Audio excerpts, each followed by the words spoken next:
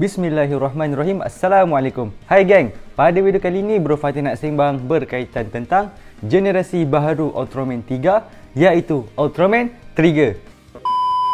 Ok guys, sebelum kita sambung lain video, aku nak bagi tahu ni. Sekarang ni Faiz di studio dah ada keluarkan 3 design t-shirt sublimation anime yang baru tau, iaitu design Uchiha Itachi white version dan black version, dan satu lagi iaitu design Uchiha Sasuke.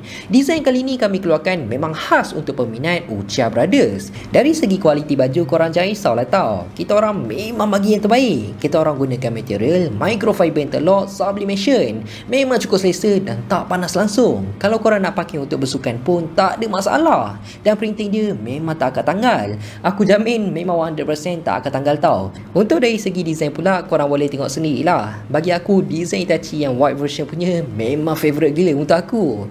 Ketiga-tiga design baju ni ready stock tau. Ada size S sampailah size 4XL. Dan apa yang lagi menarik, kalau korang buat pembelian, korang akan dapat free gift berbagai barang anime. Jadi kalau korang berminat nak dapatkan baju Uchiha Brothers daripada Faiz di studio, korang boleh je terus order dekat Shopee Faiz di studio, ataupun WhatsApp je nombor dekat bawah ni. ok, semua link aku dah ada letak dalam description. Siapa cepat dia dapat. Ok, dah settle, jom kita sambung lain video balik. Pengarah Ultraman Trigger ada cakap yang Ultraman Trigger ni merupakan Ultraman yang mengambil konsep Ultraman 3, cuma jalan cerita dia diubah dan dimodernkan. Tapi sebelum Trigger ni ditayangkan, kita ada dapat banyak info, terutamanya macam daripada Suburaya dan sebagainya, yang mana dikatakan Trigger ni merupakan Ultraman Trigger versi alternatif.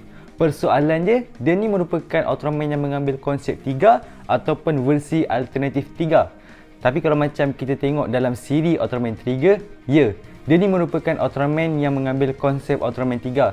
Sebab dekat situ kita nampak dia punya form lebih kurang dia macam 3, dengan dia punya villain pun lebih kurang yang ada dalam movie Ultraman 3, cuma diubah sikit lah ataupun dimodernkan lagi. Tapi kalau macam nak dikatakan Trigger ni merupakan versi alternatif 3 pun boleh jadi juga. Sebab kalau macam kita tengok dalam siri tu, macam ketua Shizuma, dia merupakan orang yang berasal daripada dimensi yang lain, iaitu Universe 3. Dan kalau macam kita perasan, cerita Ultraman Trigger ni terbalik dengan Ultraman 3. Kalau macam siri Ultraman Trigger, dia lebih kepada movie Ultraman 3. Sebab dalam tu kita nampak macam ada Dark Giant, ataupun macam mana dikisahkan Ultraman Trigger ni daripada kegelapan kepada cahaya. Ataupun kalau macam kita tengok movie Ultraman Trigger, iaitu episod Z ataupun episod special, dekat situ kita dinampakkan munculnya Evil Trigger. Jadi kalau macam kita tengok, Evil 3 terdapat dalam siri Ultraman 3. So kalau macam Evil Trigger terdapat dalam movie Ultraman Trigger. So terbaliklah antara movie dengan siri Ultraman 3 ni dengan Ultraman 3. Serta dia punya storyline masa awal-awal dululah, kalau macam kita perasan. Dan kalau macam kita tengok episod yang pertama, kedua, ketiga, ramailah kalau macam tengok dekat komen-komen ke dekat FB ke YouTube apa semua, orang persoalkan jugalah dia punya cerita ni agak perlahan ataupun agak rushing, kira cepat, kira tiba-tiba straight to the point terus. Tapi selepas beberapa bab kita tengok episod yang seterusnya, kira macam cerita Ultraman Trigger, dia punya jalan cerita menjadi agak lebih menarik. Lagi-lagi kita akan nampak dalam siri Ultraman Trigger ni ada beberapa episod yang boleh dijadikan tarikan terhadap para penonton untuk nak lebih lagi tengok siri Ultraman Trigger. Sebagai contoh, dalam siri Ultraman Trigger kita akan didatangi dengan pemenang Scene Award untuk 2021, iaitu Ultraman Z. Dekat situ dikisahkan yang mana Ultraman Z ni mengejar alien Barrosa.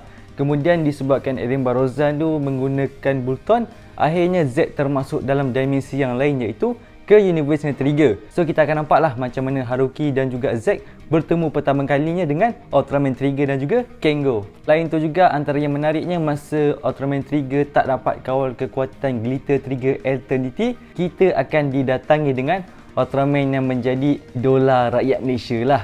Mak siapa lagi, iaitu Ultraman Reboot. Yang mana Ultraman Reboot ni merupakan kerjasama collab di antara syarikat Upin Ipin dan juga Suburaya.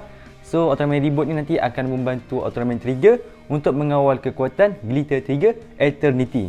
Dalam tu juga kita akan dimunculkan buat pertama kalinya human form untuk Ultraman Reboot. Kira macam masa human form dia pun masa muncul dalam siri tu dengan adat-adat Melayu sikit lah, Nusantara. Kira macam bersamping, bersungkit apa semua, kira macam memang cool lah.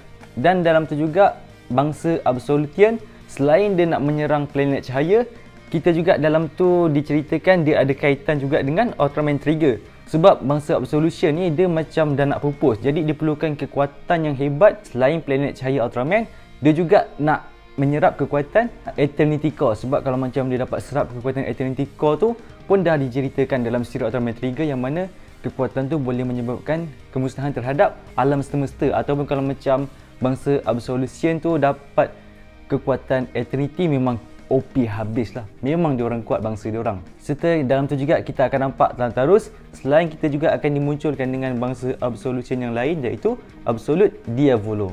Antara yang paling nostalgia terutamanya bagi era-era yang hidup pada awal Heisei, kita akan nampak kemunculan Ultraman 3 dalam siri Ultraman Trigger. Sebab masa tu musuh Ultraman 3 yang dikenali sebagai Kyroloid telah muncul di universe-nya Trigger. Jadi ketua Shizuma, jadi cahaya 3 tu masih ada lagi dalam badan dia.